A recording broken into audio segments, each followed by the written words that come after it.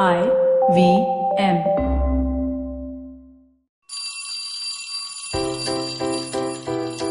Hello one, hello all, welcome to the Diary of the Traveling Professor. And I'm Siddharth Deshmukh, your friendly neighborhood traveling professor himself. Well, what do I have in store for you this week, this diary entry of mine? As we enter, almost the end of the year. No, not really. Well, at least we are in November.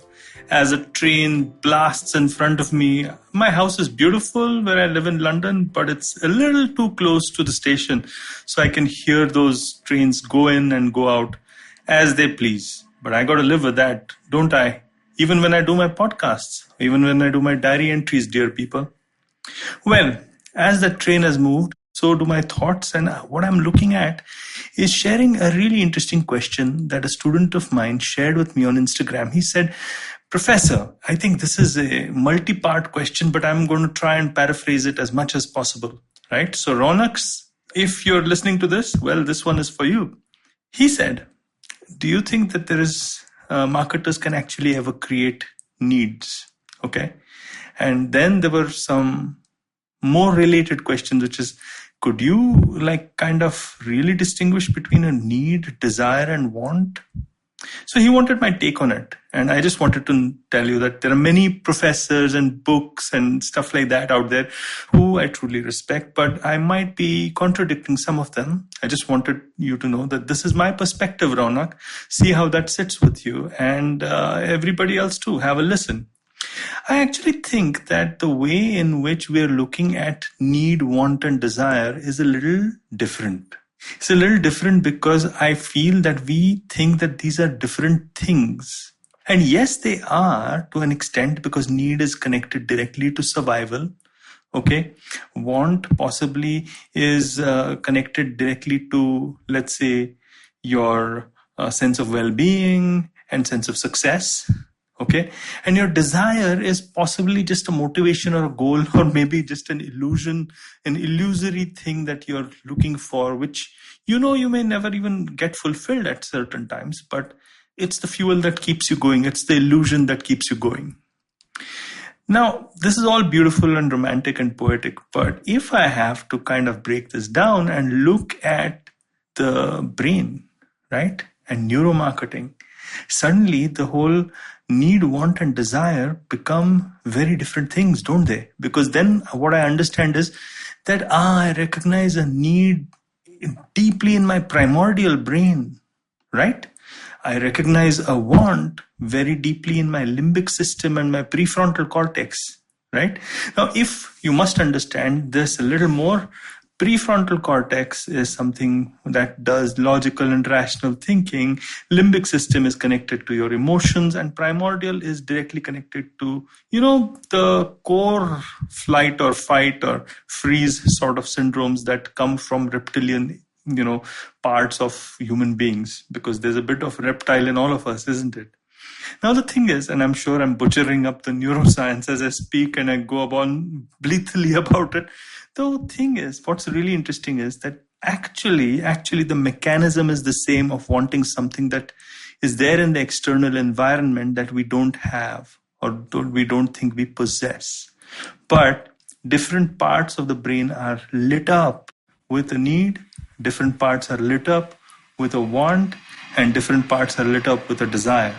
How does that sound, Ronak? So actually the way in which I would differentiate it is by looking at which parts of the brain are actually lit up in the process, recognizing that feeling that you have in the pit of your stomach or at the small of your throat or whatever you want to call it. But it's all in the brain, my friend. And then the main question, do you think that a marketer can really create a need? I don't think so. Okay, to be honest, I think a marketer can harness something that already exists.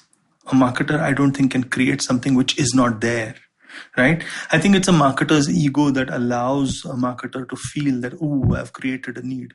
What a marketer may have done at best is to identify a need that the customer himself or herself has not identified. And that's different. And that's clever too, and that's ingenious, but it's not the creation of new behavior.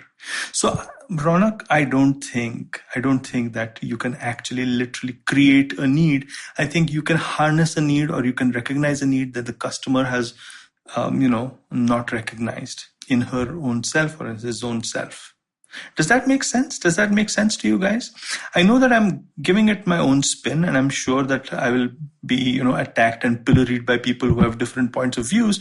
But I just wanted to to be honest, I just want to make marketing more science oriented as much as possible, because a lot of marketing is considered woo-woo by a lot of other disciplines like finance and HR and stuff like that. And the more scientific and rigorous we get about understanding the discipline of marketing, which is an applied discipline, mind you, the better off we will be and the more we will be respected. So, in a nutshell, that's my answer to does a marketer create a need in a customer's mind, and is there a difference between a need, want, and desire? I hope you like this diary entry of mine. Many, many more to come from where this came from.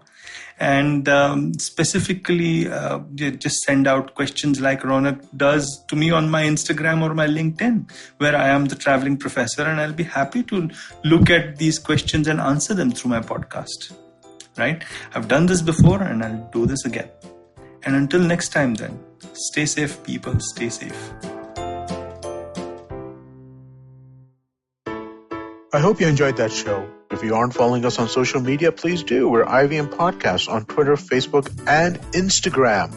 So it's been a great week on the network, as it almost always is. Let me give you a couple of highlights that you should definitely check out. Chiki Sarkar was on This Round's on Me with Gauri Devi Dayal. Great conversation. I think you will really enjoy that. Shlok Ramachandran of our new show, Millennial Athlete, who guested on one of our older shows, Football Shirtball. He's a big football fan in addition to being a professional athlete. So I think it's a really interesting connection. And they had a great conversation about football just generally. Nankari, our new show about Indian food, hosted by Sadaf and Archit, talk about laddus this week and basically, how awesome they are. It's Diwali week, and I think that's an apt conversation for them to have. On the Wire Talks podcast, Siddharth Bhatia has a great conversation with Dylan Mohan Gray about his work on Bad Boy Billionaire, specifically around the Vijay Mallya episode. Definitely check out the conversation if you want to know more about that. And finally, let me recommend the Edges and Sledges Cricket podcast this week. They take a look back at the IPL 2020. They go over the final, Delhi versus Mumbai, and how that played out. And they also create their dream IPL 2020 fantasy team. Do check that out. I think you'll enjoy that as well. And with that, I hope to see you again next week. Do you have a night routine? Well, everyone has one. And the to-do list usually looks like this. Brush your teeth, set that alarm, get into your pajamas, and switch off those screens. But here's one more to add to that list. Tune into the Positively Unlimited podcast for a dose of positive action and tips on how to build powerful mindsets. Episodes out every Monday on the IVM Podcast app, ivmpodcast.com, or wherever you tune into podcasts.